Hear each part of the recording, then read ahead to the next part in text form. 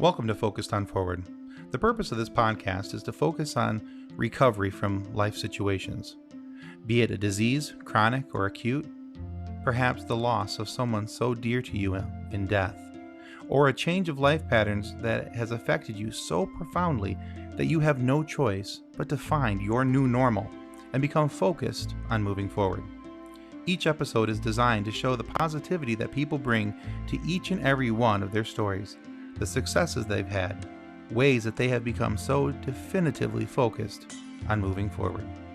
We look forward to sharing their stories, and we hope that they inspire you just as much as they have inspired us.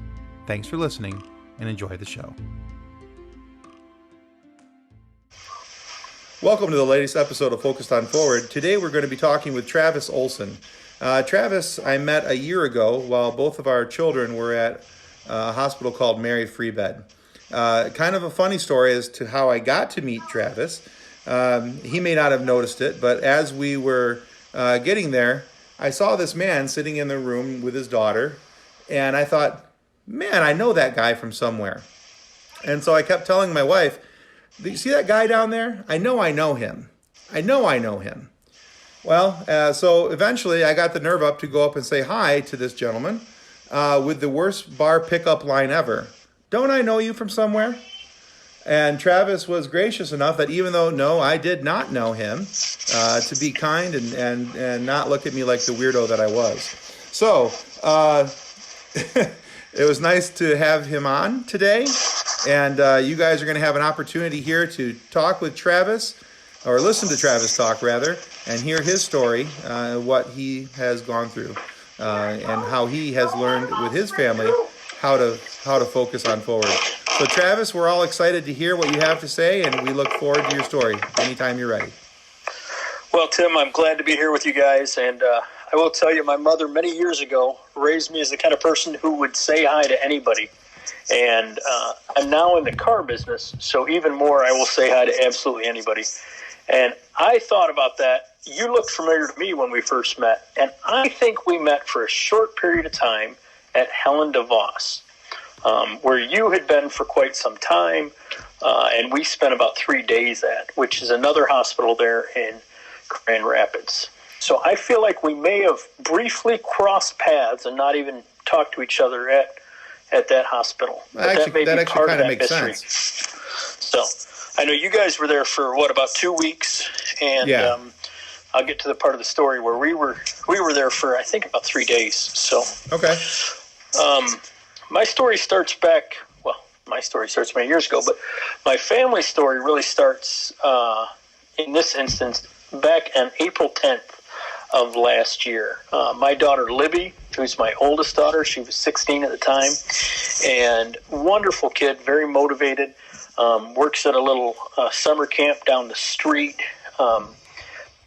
honor student in school, had her driver's license, everything was going great, and we were headed to the Honor Society banquet that evening. So I had arranged to get out of work a little bit early, and she made a phone call to me, and she said, Dad, I've got the worst headache in my life. And she told me she felt like she'd been shot.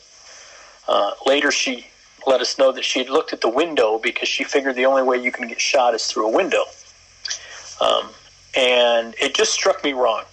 When I heard it, all the hair on the back of my neck went up, and I bolted out of work, and I drove home very, very quickly. And when we got here, my daughter was laughing. Oh, just joyous and giddy and happy and just ecstatic, really. And I asked her, I said, does it still hurt? She says, oh, it hurts so bad. And I couldn't put two and two together. Almost seemed like if you've ever been out and had a few too many beers to drink with a friend and that friend just can't stop laughing because they're so inebriated. I didn't think my 16-year-old was inebriated at the time. And I said, you know what, if it hurts this bad, let's go have it checked out. And she stood up to go have it checked out and basically fell over. At that time, her right arm and leg just weren't working quite right.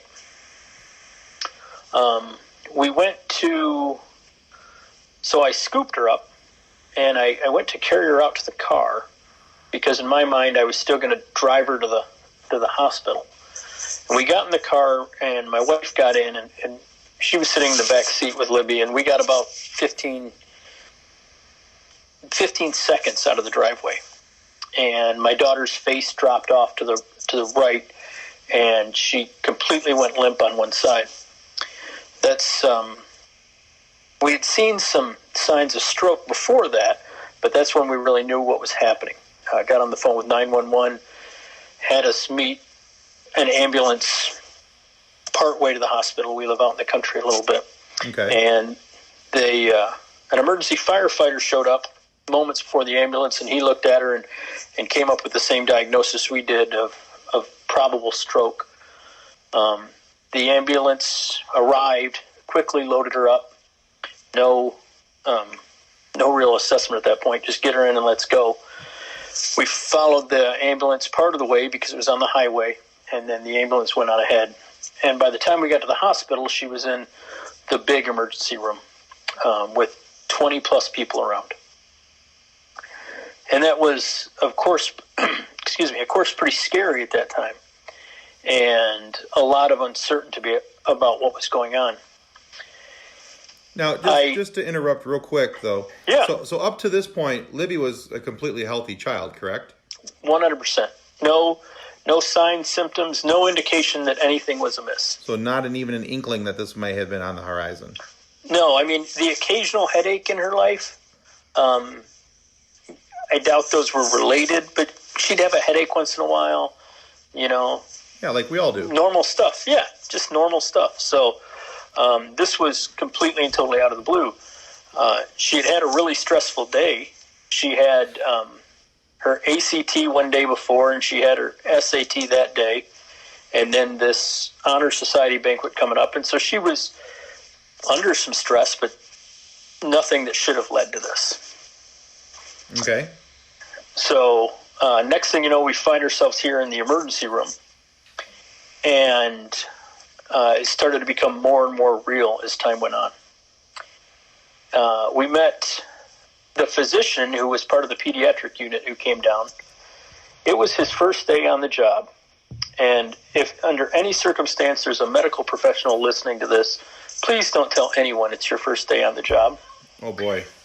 He actually told you that? That's exactly what he told me. Oh, man. He came down and we said, he was the doctor who wasn't immediately tending to my daughter. And he came up and I said, hey, what's going on? And he says, well, she's having stroke. She appears to be having a stroke. We're going to send her off for a CT. And I said, well, what happens next? How does this go? And he goes, well, I really don't know. It's my first day at this hospital. And I thought, man, okay. And I said something to the effect at this point of, is she going to die? And he says, well, we don't know that yet, which is probably a very reasonable answer from his point of view. It was a totally unreasonable answer from mine. Understood. So we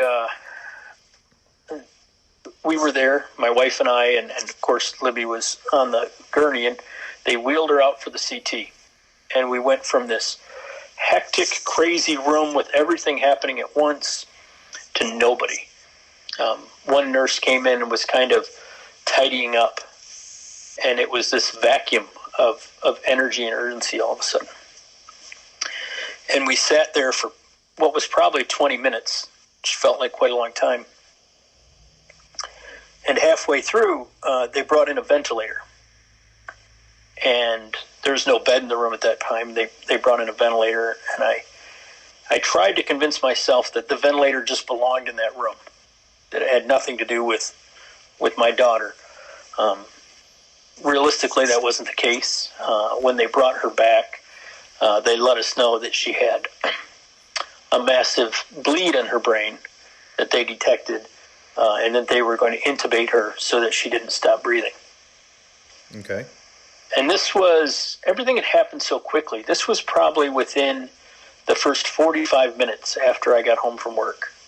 So we really everything had happened very, very quickly.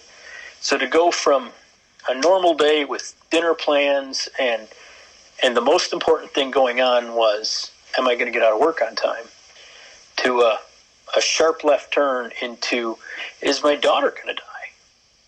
and that was a very tough thing to deal with. I remember shortly after the ventilator came in, the chaplain walked into the room and asked if he could be of assistance to us. And I said, no. I said, I don't need you here. I'll let you know if we do. And he says, yep, no problem. A couple of days later, I had to apologize to that same guy. My initial feeling was when a chaplain shows up and says, hey, I'm the chaplain. You ever watch the show MASH, Tim? Yeah, it was never a good thing when the chaplain came in. Yeah, when Father Mulcahy showed up, he was given last rites. Correct. And that was my same... That's exactly where I went instantaneously. I thought, he's here because she's done. And I'm not ready for her to be done. I think that's a logical assumption, based on the level of expertise that you would have had with that occurrence. Yeah. I watched a lot of episodes of MASH. Yeah, same here. Kind of grew up with it. Yep. So we made it through these first 20 minutes. And I remember I've always been a man of, well, I don't want to say always. For the later part of my life, I've been a man with a significant amount of faith in God and Jesus. And I remember feeling at the time that he had a plan. I just wasn't sure that the plan was something I was okay with. Sure. And I found myself at that moment questioning my faith. Am I willing to trust others in what's right? And that was a tough period. Shortly after, they intubated my daughter, and they took her up to the pediatric floor. And they said, hey, you can come right along with us. While they intubated her, they had us wait in a separate room. I recall that now. And they came in and they said, hey, the intubation's done. We're taking her upstairs. And I said, we just need to sit for a minute. And we sat in this tiny little waiting room, only big enough for 3 people to stand up in, just to kind of collect ourselves for a few minutes. Yeah. Just to spend some time. And there's a box of tissues in there, and we used quite a few of those. Yeah. And I don't know that we had more than 10 or 15 minutes until it was time to go upstairs, carrying a bag of our daughter's belongings and, whatever we were wearing when we walked in the hospital.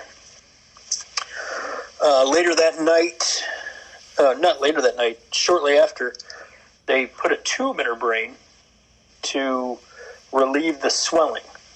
But what I didn't realize at the time is that once that blood gets in your brain, there's no way to get it out because it's thick, like jelly. Oh, I didn't know that either. They can't just stick a tube in there and suck the blood out because it's about the same consistency of brain. But there is some what should be clear fluid in there, and if you can release the pressure of the clear fluid, then you don't have to worry about the jelly overexpanding the brain, if you will. So they drilled a hole and fed a tube down into her head to drain off the cerebral spinal fluid so that swelling wouldn't be an issue. And at this time, everyone's hoping that the bleeding is stopped, but no one knows. And they decided to hold off for a short period of time before they did a second scan to see if there was a change. When they did the second scan, they determined that she'd stopped bleeding. Much like if you cut your arm and it bleeds for a little bit, the vessel that had popped in her head bled for a while and then coagulated over eventually.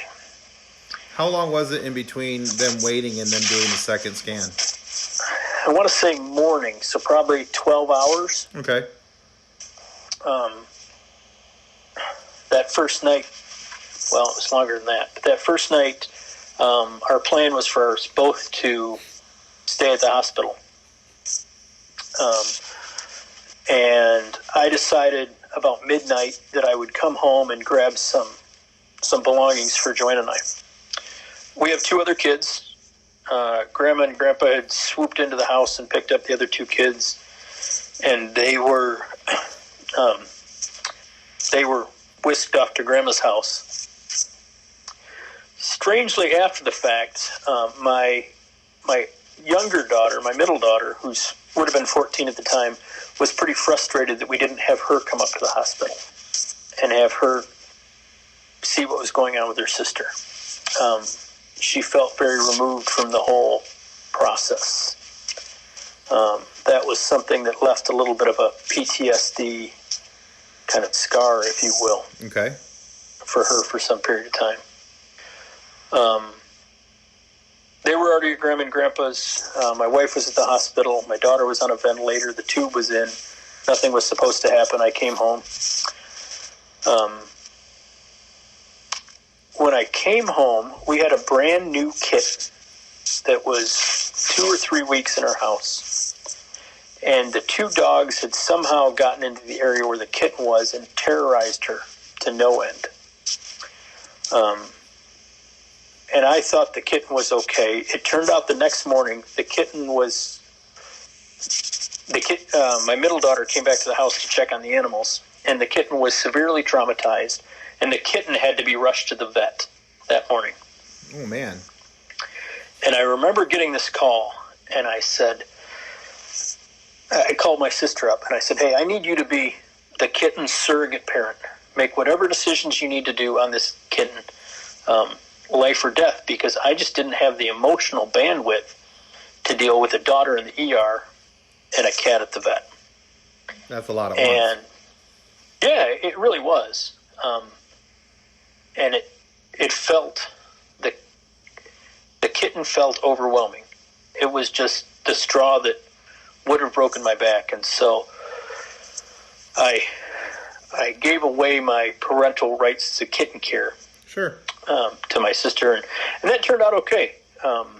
The kitten was, while my daughter was hooked up to IVs and a drain in her brain and EKGs, the kitten was at the vet being rehydrated and having some liver issues taken care of. So they had a very similar existence at the time. Yeah. It was probably 2 or 3 days later when everything was going well, and they decided to take her off the ventilator. My daughter, not the cat. Right. Yeah. And during that time, my wife and I, we stayed at the hospital 24/7. They had a room for us to sleep in, and Joanna would sleep at night, and then I'd go take a nap for a couple hours during the day, and then kind of come back, and we'd have a few hours together. Kind of watching over her. And it was the second time I've had the opportunity to sit there and watch someone who's not there, who's in a coma for whatever reason. Mm-hmm. I had done it with my mother many years earlier after she had a surgery and never woke up and was on a ventilator and spent 11 days in a coma. And after those 11 days, she woke up, and she's been fine ever since. And that really prepared me for having to sit with my 16-year-old daughter in the same situation. Where should I take this next? She woke up. That was a great thing. It was a huge movement forward. So how long was Libby in a coma then? I want to say 3 or 4 days. 3 or 4 days. Okay. Yeah, so not a terribly long time. Long enough as a parent, though. Yeah, it felt like a long time. Maybe it was more than that. Yeah, 3 to 5 days, somewhere in there. Okay. I'm going to circle back to something in a minute. When she woke up, she was adamant that she wanted to communicate. She couldn't talk because she still had a tube in her mouth. And we got her a piece of paper, and she was trying to draw with her left hand. And it took us 20, 30 minutes to figure out what she was trying to write. But it was work. She had to be to work at 4:30. And she wanted to know if she was late. Want to know if she was late? Yeah. Hey, you got to admire the dedication, right? Yeah. It was funny. So that first moment when she woke up, she was convinced she had to be to work. So that we spent about 2 weeks total in the intensive care there. both before and after. When she first woke up, they warned us that she would have no impulse control. And they said, hey, your daughter may say things that are mean, or she may say things that are inappropriate, but she won't have any ability to filter what she says. And I guess that led me both a little bit of fear, because I was going to see exactly who she was, but wonder at the same time. Sure. It's an opportunity most of us don't get to really find out who our child is deep down inside. There were some physical signs. She could not stay still for more than 2-3 seconds. And with somebody who was still hooked up to IVs and catheters and all sorts of different hoses and tubes, to have her roll and roll and roll was very difficult. But that's what we did all night long, repositioning 2-3 times a minute that first night she was awake. That kind of settled down, and she was focused on my wife and I relationship. And she was asking each of us independently whether or not we had a boyfriend or girlfriend. She seemed very insecure about whether or not we were cheating on each other. Interesting. Yeah, and very concerned that we were going to get a divorce. To my knowledge, neither my wife or I have either cheated on each other, and that seemed kind of an unfounded fear, but it was interesting to see what was going on in her psyche. So that's where she went to with this. That is, yeah, and she couldn't control this urge to know. We probably spent 2 days talking about it. Oh, wow. And then, she kept trying to catch us in, she'd ask, and then we'd talk about something else. She'd go back to ask to see if our story was the same. And it was, because it's the truth. Right. So the truth doesn't change. Go ahead. I said the truth doesn't change. No, it doesn't. It's convenient that way. Right. It's a lot easier to tell a true story. So she was very concerned about that. And then she was concerned that because she was special, or because she was different, that would cause the two of us to get a divorce as well. Oh, wow. Yeah, and that weighed really heavily on her for that first week. She was very concerned that she would be the cause of marital discord, which at the time wasn't the case. That first week to rolling really into the second week, we were in intensive care for about 11 days. Besides the initial uncertainty, I felt pretty calm the whole time. I was sad. I was worried. I was trying mentally to plan a little bit for the future. But I always felt confident that she was going to be okay, that she was going to pull out of this and somehow bounce back completely.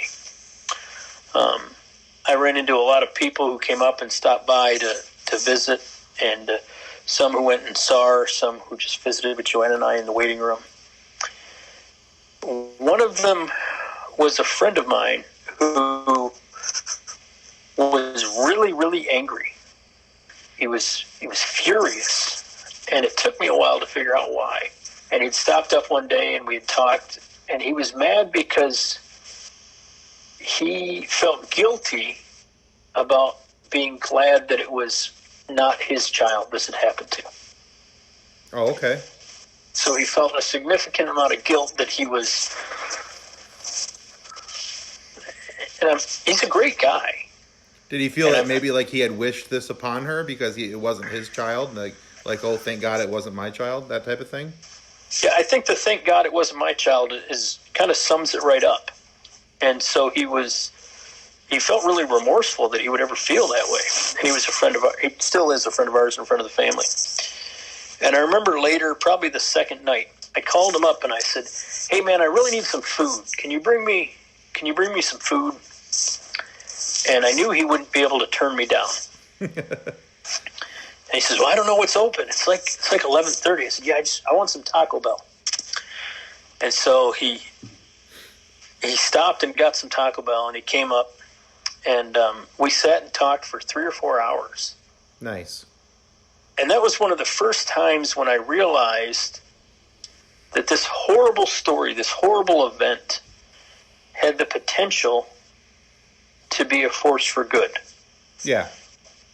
It really had the potential to inspire others and to start conversations and to help people be better people. Okay, good.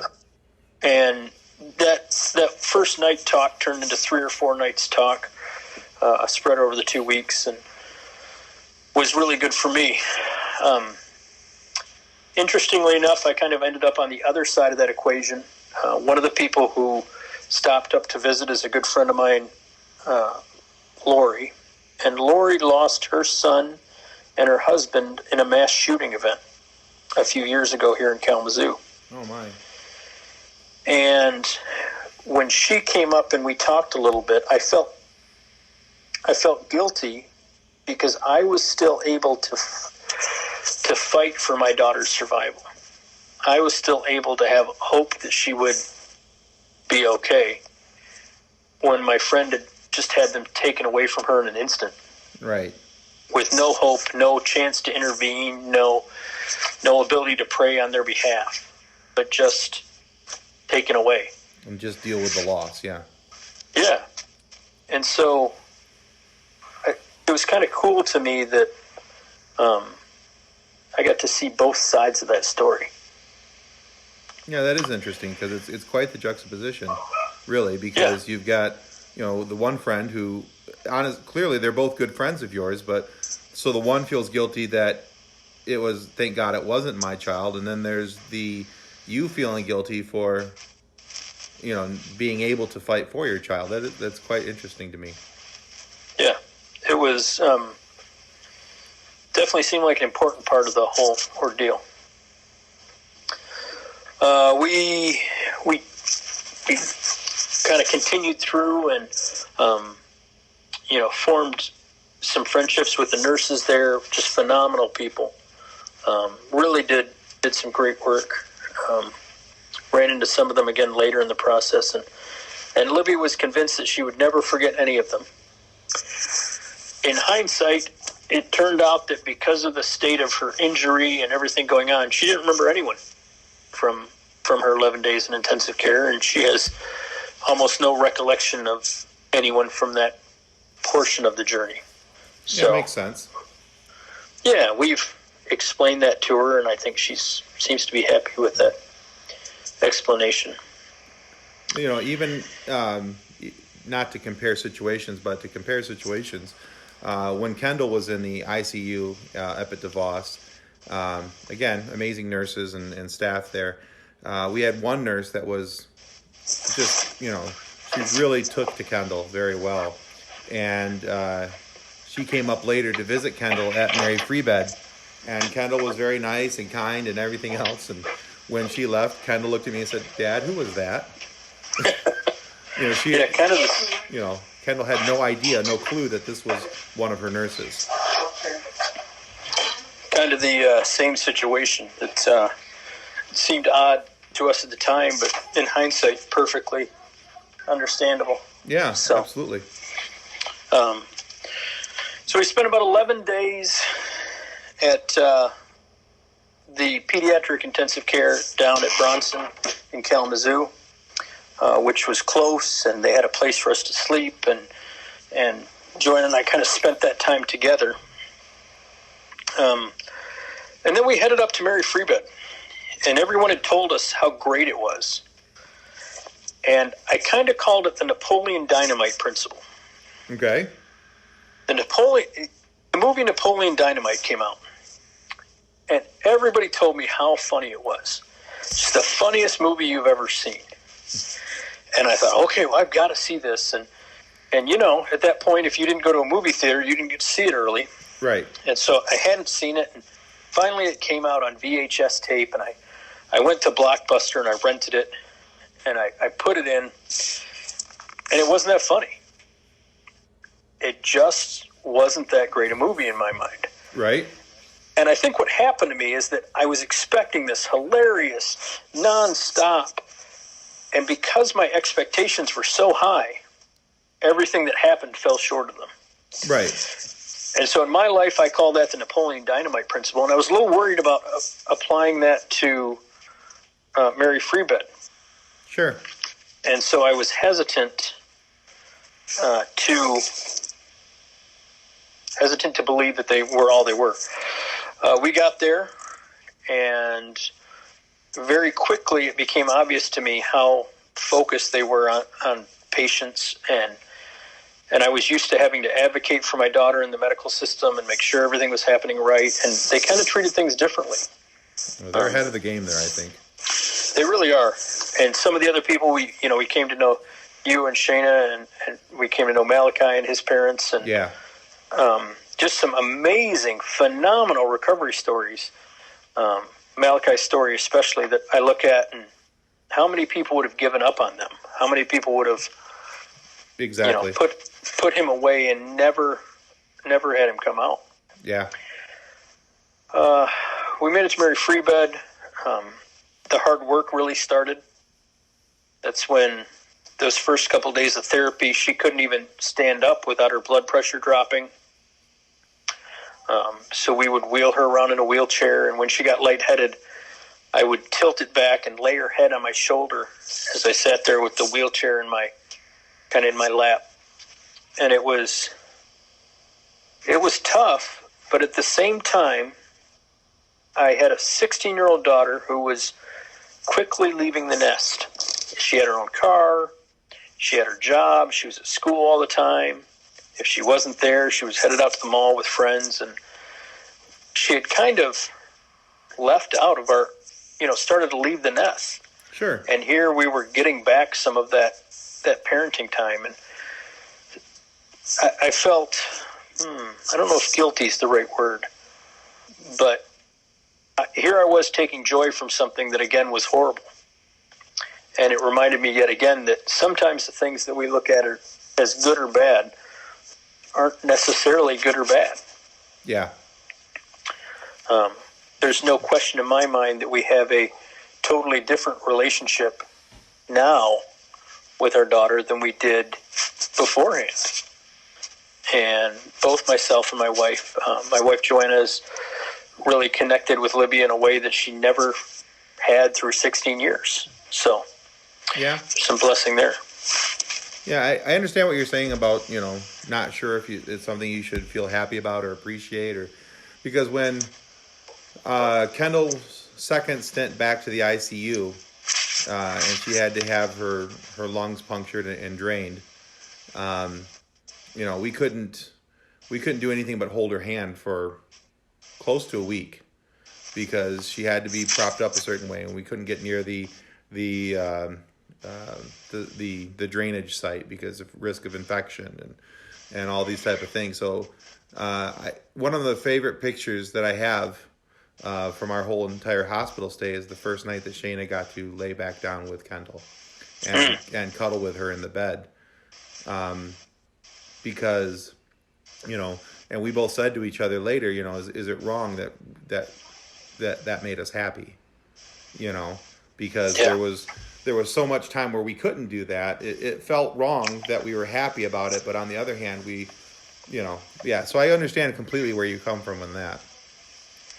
It's almost like going back to young childhood with a newborn infant. Yeah, a little bit. In a way. Yeah. Well, it's funny you would mention the second stint at Helen DeVos. That's where our journey took us very quickly afterwards. Libby had been at Mary Freebed for a few days, and her heart rate started to go weird, and her blood pressure started to go weird. And I remember asking the night nurse, hey, can we just leave the monitors on for a little while? And I had been used to the intensive care world where the monitors were going 24/7. And so one of the things that always made me nervous after that was the fact that I couldn't see her vital signs by just looking up and knowing she was okay. Right. And for those first 3 nights without the monitors on nonstop, it was a weird feeling. It was back to that newborn child being home and not knowing whether they're breathing or not and going in to check on them. On the third night, her vitals went really crazy, and about 3 in the morning, the decision was made to take her by ambulance to DeVos Children's Hospital. Okay. And we headed there, and I remember the monitor at Mary Free Bed had this picture of a human. And if everything was good, it was green, and if it was curious, it would be yellow. And her blood pressure and her breathing had gone into red. And I decided that was really bad.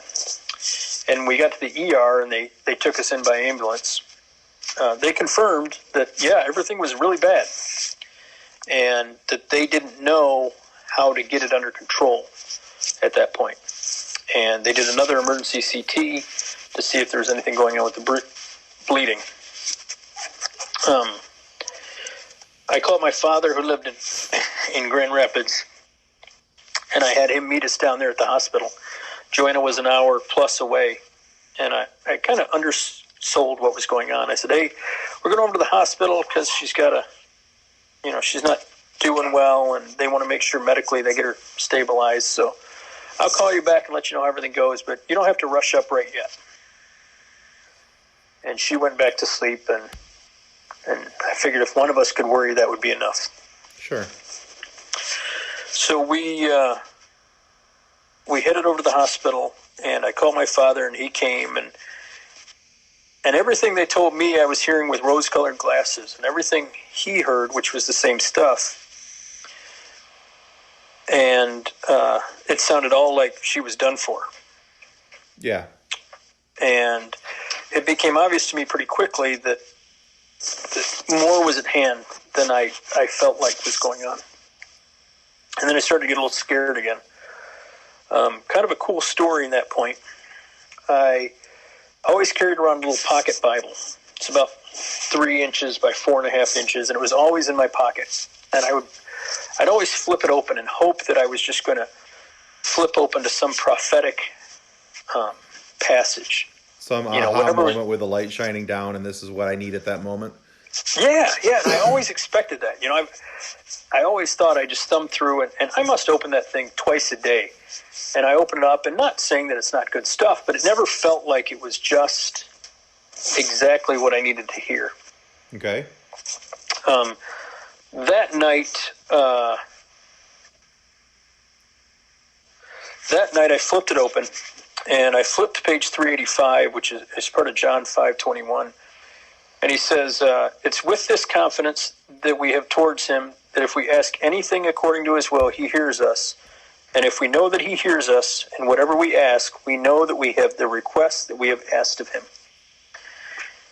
And it was one of those shine down light from the heavens moments. Okay. And it was this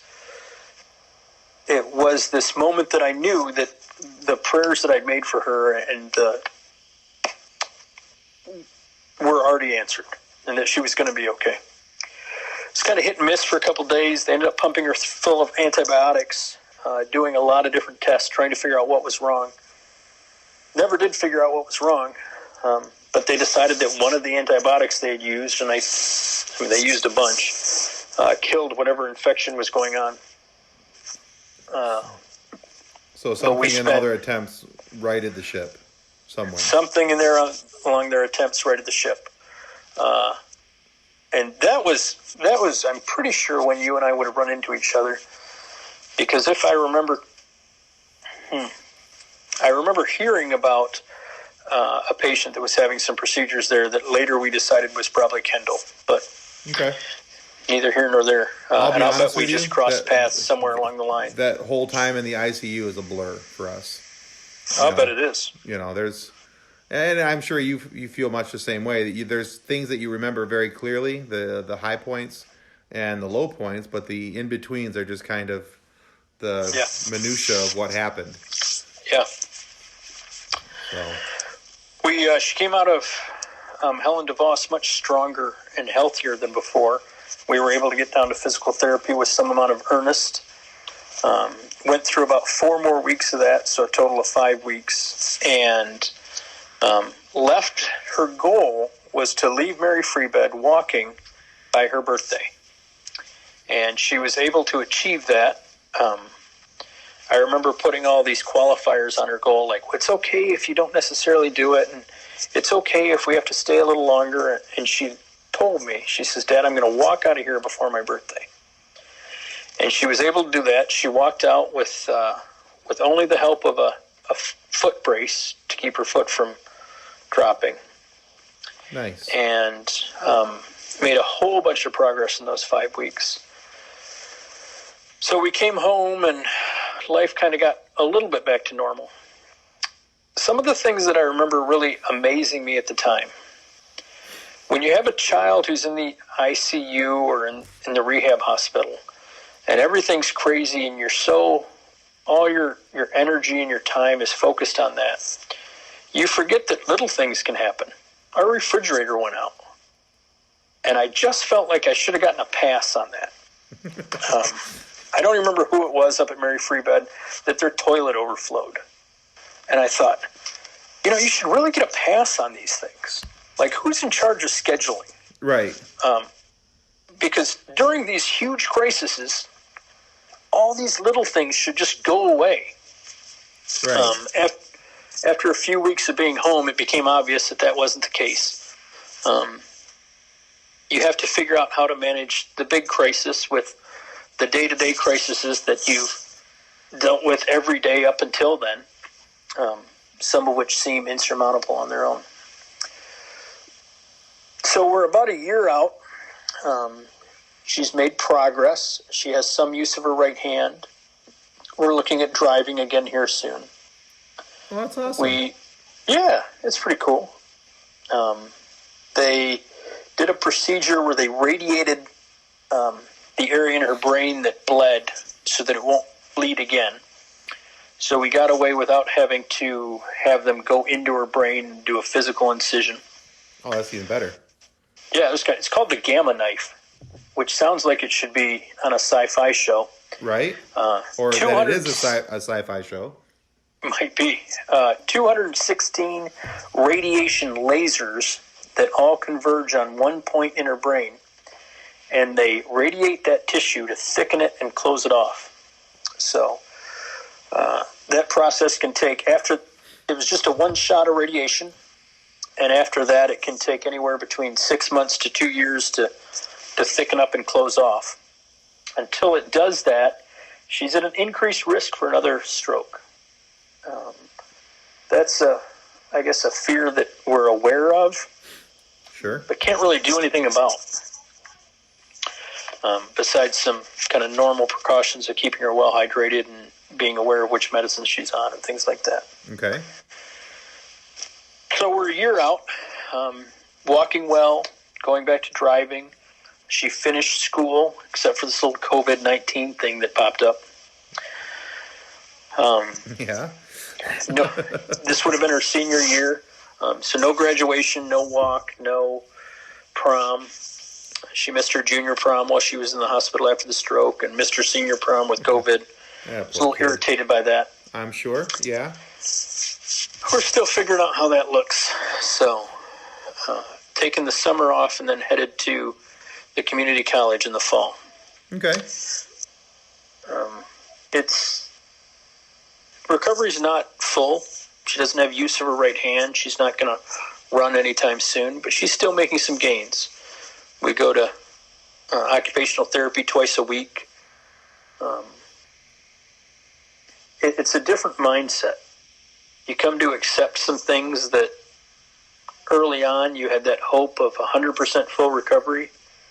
And as you get closer to whatever date either you've set or the medical establishment has set, if they say you're going to make progress for the first year and a half, some people said year, some said year and a half. And so you start setting those timelines and you begin to realize sometimes out of there that it's okay if this is the new normal. It's okay if this is as good as it gets. That's hard to do. Yes, it takes a whole lot of focus, and you kind of have to grieve what came before and enjoy what you have now. Yeah. Oh, absolutely. So that's the round trip of our story, if you will. I'm curious to see how Libby continues to do. She's been back to work 2 or 3 times. Camp is pretty quiet during the winter time, but she's headed back at the end of the month when they reopen up. She's excited to be doing that again. Oh, I'm sure. So it's been a tough journey. There are times when emotionally it's exhausting. More often than not, it's the little things, the mundane things that were there before that now add to everything going on and that overwhelm us. Yeah. But you keep going on because that's the only choice we have. Agreed. Keep moving forward, I believe you might say. Yeah, absolutely. Yeah. So let me ask you this. Yeah. So, not to minimize any of the trials or tribulations that you guys have gone through, or that Libby has gone through, but if you could look back over this 1 year of your life, and certainly has had some monumental changes, what would you say is the greatest thing that you have taken out of all of this? What is your learning point?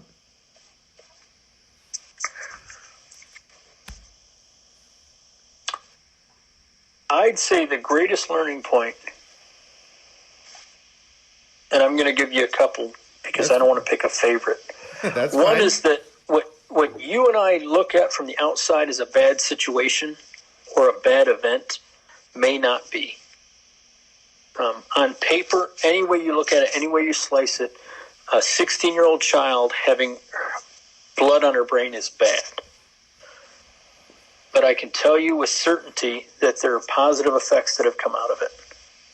And positive relationships, positive changes in our relationship, changes in my faith, changes in the faith of others. So one of the things that sticks out to me is that anytime you see something that's bad, understand how in the eternal sense it may not be. It may not be at all. Okay. Obviously, don't take anything for granted. The use of your right hand seems easy enough, but those changes, and then don't let the little things in life steal the joy from the big things. I think those are the 3 biggest lessons that I've learned. Okay. Yeah, I liked one of the sentences you said earlier that at a certain point through this you had to learn how to grieve what you had before, but enjoy what you have now. And I think that was one of the biggest challenges that we faced when we came home was learning to be able to accept the new normal, and that there was limitations on what Kendall can do and cannot do.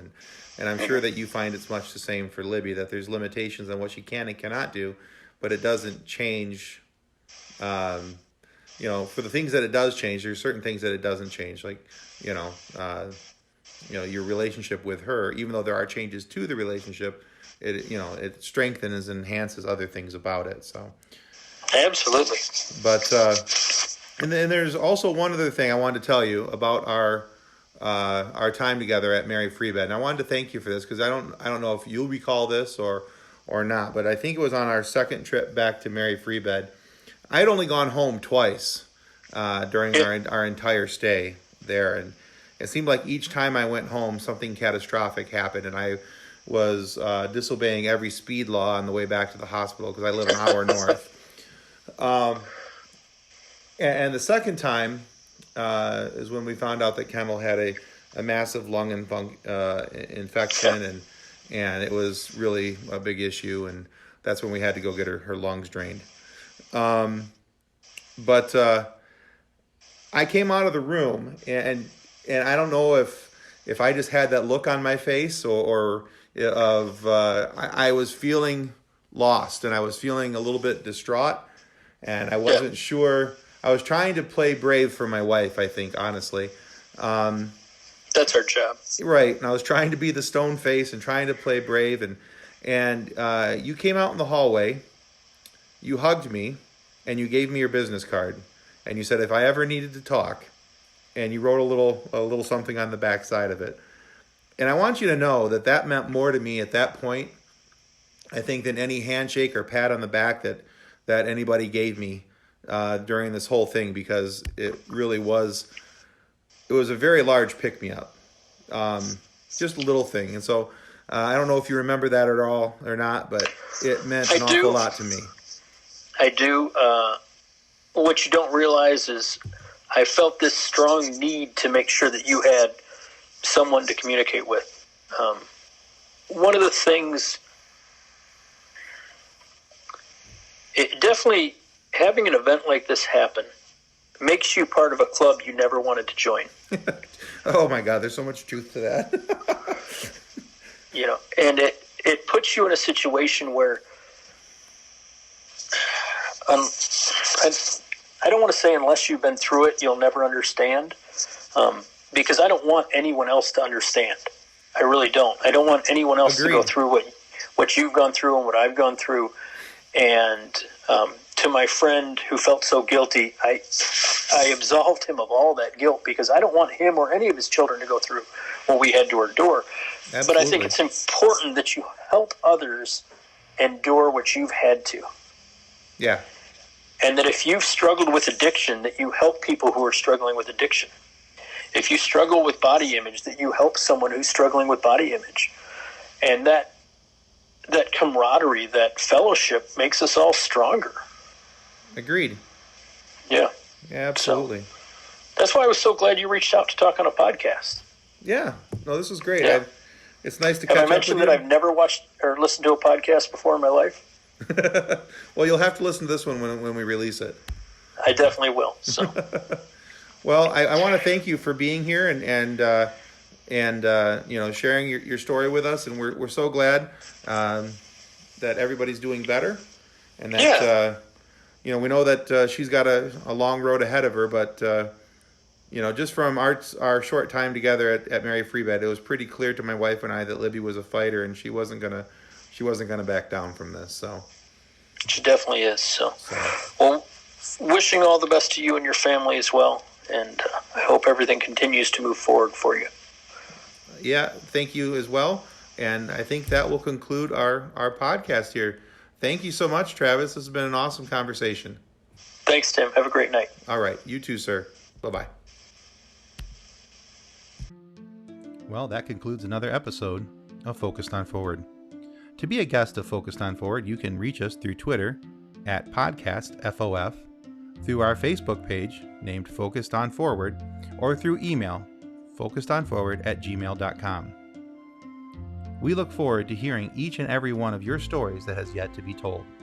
So until then, be safe, be kind, and be loving to one another as you stay focused on forward.